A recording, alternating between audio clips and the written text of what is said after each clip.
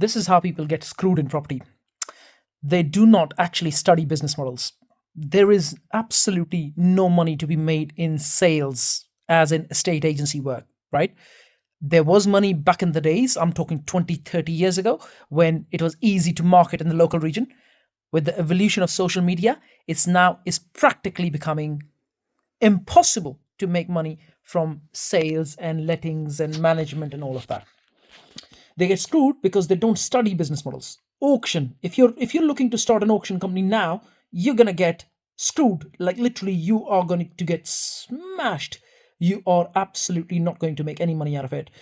There are loads and loads of things in property that you're not going to make money. For example, people they look for rent to rent properties, and they don't actually learn to source them themselves. What they do is they go and buy from sources, and they end up paying anywhere between 1,000 to 5, 10, 20,000, 100,000 in sourcing fee. If you're going to pay that kind of sourcing fee, what are you going to make out of those units? Like, you're not going to make loads of money. You probably end up going to lose money, right? They get screwed because they don't study business models. There is no money left in buy to let to be made, very little for that matter. There is very little money to be made in lettings and sales and management. There is very little money to be made in rent to rent, single units, unless you're doing block management. There is very little money to be made in most cases. Even in BRRR strategy, I come across where, I found a deal through a sourcer and he's going to charge me £10,000 sourcing fee or £20,000 sourcing fee. How are you going to make money, right? Now, there's nothing wrong in paying a source at £20,000, but are you going to make 200,000 profits from that deal, right? That's what the game is. The problem is when people pay sourcing fee, loads of it, and they're not going to make money at the back of that. That's where the challenge is. They get screwed over looking at deals. The purchase price is only 50, 60,000 pound, and if I put another 10,000 pound on the 50,000 purchase, 60,000, the GDV is going to be 80,000. You're going to make 20,000 pound from a deal that's going to take you 12 months of pain. Why would you do that? There's loads and loads of cases I come across. Another one that I came across was this lady. I mean, bless her soul. She bought a property through an auction. She got screwed by the auction company because she didn't read the agreement. She got screwed by the lender who lent her the money because she didn't read the agreement. And now that property is getting repossessed by the lender, and it is being sent to another auction company. And because she never learned the game, she's getting screwed by literally everyone in the picture. She is about to lose just shy of £1 million, right? It's just, there's so many ways people don't slow down and study what they're doing. They don't read agreements. They don't read what they're signing. They don't really understand the game. They really go in all blind and, this guy is doing it, I'm going to do it. That's not how it works. You need to learn the game, shadow someone, or maybe do it on a smaller scale first to test the prototype if it's going to work for you or not, right? People come to me and say, what do I do? Like, you're telling me that I get, these are the business models that don't quite work. Now, I'm not saying the BRR strategy doesn't work. It does work as long as you know what you're doing, right? You buy something for, let's say, £500,000. You go and spend a couple of £100,000, 700. Now it's worth £1 million. That's working. That's 30%, 40% profit margin on your cost, right?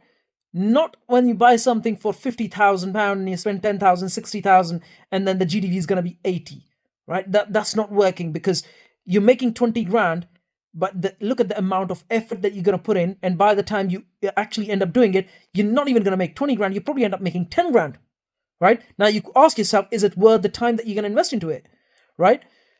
What does actually work, you might ask me, because I get asked this question a lot. What actually works is understanding where the value you can bring, right? You might look at a deal and say, okay, can I add value worth £500,000? How long is it going to take me? 6 months? Well, you've just made yourself £500,000 in 6 months. Any deal. It could be a commercial deal. It could be a residential deal. It could be anything. It could be a hotel. It could be a block. It could be anything. As long as you have the percentage over 30% on the GDV, and as long as you have the time investment that you look at. So if, let's say, 30% on your GDV you have, but that 30% is only 30 grand, but then it's not worth your time because it's going to take you 12 months to do that deal.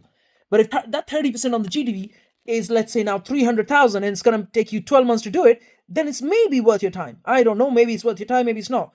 But the likely is if you're making part-time working on a deal for 12 months, that's going to make you 300,000, then it's worth it because you could be doing 4 of these and then making over £1 million in 4 different deals, right? So understanding business models, understanding where the value you can bring, reading all the agreements that you sign, why you sign them with the solicitors, with the accountants, with the, the brokers, lenders, literally every agreement that you sign, you must read it carefully. This is what you call due diligence. Signing blindly documents, and like I shared the story earlier, this woman, like I said, bless her soul, she's about to lose nearly £1 million just because she just never read the agreements that she signed with the lender. She never read agreements that she signed with the auction company. She never read agreements, any of the agreements. She even signed the agreement with her solicitor, and she's no way to go back to the solicitor either, right? So understanding your business models, slowing down and thinking, is there actually real profits in terms of time investment first and then money investment later? And then looking at it and thinking, is it going to work in our favor or not, right? You might look at a commercial property. Is it tenanted to a really low level tenant? Can we bring in a high quality tenant, increase the value of that property? Maybe look at a hotel. Can we add value? Can we lease it out to a franchise, increase the value of the hotel? Or maybe run it yourself and make it highly profitable? Is it in a high traffic zone? There's loads and loads of things that people just ignore completely. And I just wanted to come and share that because I found this to be the crux of the matter, and I wanted to come and share that. Like I said, it's all about looking at the deal and thinking, can I bring substantial value to the deal? And if the answer is no, you shouldn't be really looking at it. If you can, then you should go for it. But it's not just about the money that you're going to make, it's the time investment as well, which means that if, let's say, you're going to invest 12 months, that you must make an X amount of money to be able to worthwhile the time. So yeah, have an absolutely amazing day. If you'd like to learn more, send us a comment below and we will be in touch.